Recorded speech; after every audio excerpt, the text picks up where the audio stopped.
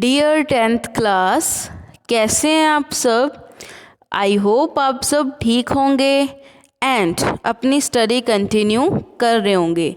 तो देखिए स्टूडेंट्स, आज हम क्या करेंगे। कल हमने मीर जाफ़र तक रीड आउट कर लिया था। मीर जाफ़र कौन थे? मीर जाफ़र हमने किया था नवाब थे कहाँ के? बंगाल के। अब मीर जाफ़र को बंगाल के नवाब किन्होंने बनाया था? ब्रिटिशर्स ने। तो ब्रिटिशर्स के जो मीर जाफ़र थे वो कौन हो गए थे? पपेट हो गए थे। मतलब मीर जाफ़र से ब्रिटिशर्स कुछ भी करवा सकते थे, अपनी सारी डिमांड भी वो क्या करते थे? मीर जाफ़र से पूरी करवाते थे। लेकिन क्या हुआ इन 1760 AD, 1760 AD आते आते when Mir Jafar became unable in fulfilling his financial obligations towards the British। अब देखो, मीर जाफ़र को नवाब है, किंग है बंगाल के, वो किसने बनाया? ब्रिटिशर्स ने बनाया।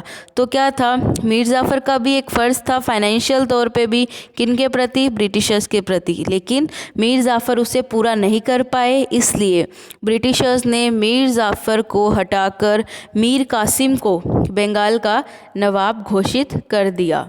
आफ्टर बिकमिंग द नवाब बनने के बाद जो मीर कासिम हैं उन्होंने बहुत से चेंजेस करने चाहे बंगाल में, उन्होंने काफ़ी चेंज किए भी, लेकिन जितने चेंज मीर कासिम करना चाहते थे एज अ नवाब वो नहीं कर पाए, क्योंकि जो ब्रिटिशर्स थे वो हद से ज़्यादा इंटरफेरेंस करते थे और करप्शन तो उनकी मेन जड़ थी ही। इसलिए जो कुछ मीर कासिम करना चाहते थे वो नहीं कर पाए। अब डिस्प्यूट यानी कि मतभेद आ गए थे किनके बीच में? एक तो मीर कासिम और ब्रिटिशर्स के बीच में। अब ये सेकंड मोस्ट इम्पोर्टेंट रिनोट बैटल यहाँ फिर से हो गई। कौन सी बैटल थी? कल हमने बैटल रीड की थी, बैटल ऑफ प्लासी। आज हम रीड कर रहे हैं battle of Buxar. Battle of Buxar कब हुई? 22 अक्टूबर 1764। ये आपको अच्छे से लर्न करना है स्टूडेंट्स कि कौन सी बैटल कब हुई है। ये कभी भी ऐसा वेरी शॉर्ट भी पूछ ही लेते हैं, ठीक है, कि बैटल ऑफ बक्सर कब हुई थी। अब बैटल ऑफ बक्सर में भी जैसे बैटल ऑफ प्लासी में ब्रिटिशर्स जीते थे, तो बैटल ऑफ बक्सर में भी ब्रिटिशर्स जीत गए। अब जीतने के बाद ब्रिटिशर्स का जो ये इनकी जो सॉवरेनिटी है, जो इंडिया पे कंट्रोल है, वो ज़्यादा बढ़ने लगा। अब ब्रिटिशर्स ने टैक्स सिस्टम, टैक्स राइट्स भी अपने हक में ले लिए थे। किन किन स्टेट्स के? बंगाल के, बिहार के और उड़ीसा के। ठीक है, तो ब्रिटिश क्या करने लगे, यहाँ ज़्यादा से ज़्यादा इंडस्ट्रीज़ ओपन करने लगे ताकि उन्हें ज़्यादा से ज़्यादा क्या हो सके? बेनिफिट्स वो उन्हें मिल सके। ठीक है स्टूडेंट्स, तो ये तो थी हमारी चैप्टर की स्टार्टिंग जो आज फिनिश हुई है। अब देखो, इसमें काफ़ी कुछ कट हो गया आपके चैप्टर में से according to the new syllabus. तो आप कट करो जहाँ से मैं करवा रही हूँ। ये जो स्ट्रगल है, struggle of the British against the Marathas, ये भी कट है पूरा। ठीक है, नेक्स्ट पेज पे मूव ऑन करते हैं। First Anglo Maratha war, second Anglo Maratha war, third Anglo Maratha war, Anglo Mysore war, second Anglo Mysore war.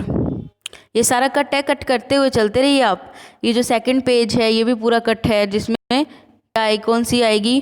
Third Anglo Maratha war, fourth Anglo Mysore war, Anglo Sikh Wars, first Anglo Sikh war, second Anglo Sikh war. ये सभी cut हैं pages, आप cut जो है करते जाइए ताकि आपको बाद में कन्फ्यूज़न ना हो जाए। ठीक है, ये भी सारा कट है। Form of a freedom struggle, reason of a freedom struggle, ये सब कट है। उसके बाद है ये ट्राइबल मूवमेंट्स। जो ये ट्राइबल मूवमेंट्स है ये भी सारी क्या हैं? कट हैं। नेक्स्ट पे मूव ऑन करते हैं। देन ये भील रेबेलियन, ये भी पूरा कट है। ये पूरा पेज ये भी कट है। काफ़ी सिलेबस इसमें कट हुआ है स्टूडेंट्स। इस बार आपके पास बेनिफिट है, कितना सारा सिलेबस रेड्यूस हो गया है। अब आप तैयारी करना स्टार्ट कर दें। ठीक है, तो ये जो नेक्स्ट पेज है ये सावरकर वगैरह, ये सारे जो रेवोल्यूशनरी मूवमेंट्स हुई थी महाराष्ट्र में, ये भी सारी कट है। ठीक है, नेक्स्ट मतलब पॉलिटिकल मूवमेंट जहाँ तक नहीं आता ना वहाँ तक सब कट है। अब जैसे रेवोल्यूशनरी मूवमेंट है बंगाल में, ये भी पूरा कट है। ठीक है, ये मेजर पीजेंट मूवमेंट्स है। पीजेंट मूवमेंट जो फार्मर्स के द्वारा जो मूवमेंट्स चलाई गई थी उनको बोला गया था पीजेंट मूवमेंट्स, ये भी टोटल कट है। ठीक है, तो अब देखो स्टूडेंट्स, यहाँ पर आ गए हम पॉलिटिकल मूवमेंट। पॉलिटिकल मूवमेंट 1857 1990 तक, 1919, यहाँ इससे ऊपर से लेकर सारा कट है ऊपर तक। यानी कि जहाँ पर मैंने आपको चैप्टर स्टार्टिंग करवाई थी स्पिरिट ऑफ इंडिपेंडेंस, ये रीड करना है। उसके बाद पूरा चैप्टर कट है, फिर पॉलिटिकल मूवमेंट से हमें पढ़ना है। तो हम पढ़ना स्टार्ट करते हैं students. After the failure of a freedom struggle 1857। अब सभी को पता है 1857 की जो रिवोल्ट है बहुत ही बड़ी रिवोल्ट है, क्योंकि एज अ मास वॉल्यूम इसमें बहुत था। यानी कि पीपल जो लोग थे उन्होंने क्या किया था, बढ़ चढ़कर इस रिवोल्ट में अपनी पार्टिसिपेशन दिया था। लेकिन ड्यू टू सर्कमस्टांसेस ये जो रिवोल्ट है ये हम नहीं जीत पाए थे, इसमें हमें सक्सेस नहीं मिली थी। 1857 की रिवोल्ट का सबसे बड़ा फेलियर स्टूडेंट्स पता है क्या था? लीडरशिप की कमी। अगर हमें एक परफेक्ट लीडर, एक परफेक्ट मेंटर, जैसे हम स्टूडेंट्स हैं, ठीक है, आप स्टूडेंट्स हो तो आपको एक परफेक्ट मेंटर नहीं मिलेगा तो आप क्या कर पाओगे? आपको एक अच्छी दिशा नहीं मिलेगी, आपके फ्यूचर को शेप नहीं कर पाएंगे, ठीक है। लेकिन क्या होगा कि वैसे ही जैसे 1857 में भी हमारे पास क्या था, लीडरशिप नहीं थी। यानी कि 1857 की रिवोल्ट हमने तय तो कर ली कि करेंगे, लेकिन उसको कोई भी किसी भी पर्सन ने हेड नहीं किया, मतलब कोई भी पर्सन आगे नहीं आया एक लीडर बन के। इसकी वजह से हम हार गए थे ये रिवोल्ट, ठीक है। तो अब क्या हुआ कि पहले तो इंडिया ने ये सोचा कि अब हम इनके लीडर चुनेंगे।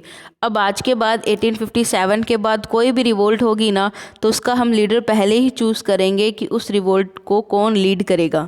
तो क्या हुआ कि जो अब रिवोल्ट स्टार्ट करने जा रहे थे इंडियंस, तो उन्होंने जो ये पढ़े लिखे लोग होते हैं ना, लैंडलॉर्ड्स, काफ़ी एजुकेटेड लोग, पीपल्स, इनको क्या किया, लीडर बनाने की डिसाइड हो गया, ठीक है। क्योंकि जो ये एजुकेटेड जो क्या होगा क्लास होगी, एजुकेटेड क्लास, इन्होंने क्या करना स्टार्ट कर दिया, पार्लियामेंट को लेटर लिखने स्टार्ट कर दिए ताकि हमारी जो डिमांड्स है उनको पूरा किया जाए, ठीक है। इसमें क्या हुआ, इस वजह से जो ब्रिटिशर्स हैं उनको भी पता चल गया कि जो पीपल है, जो एजुकेटेड क्लास के पीपल है, वो बहुत ही बढ़ चढ़कर इस रिवोल्ट में अब जो इंडियंस प्लान कर रहे हैं उसमें क्या कर रहे हैं, अपना अहम पार्टिसिपेशन दिखा रहे हैं, ठीक है।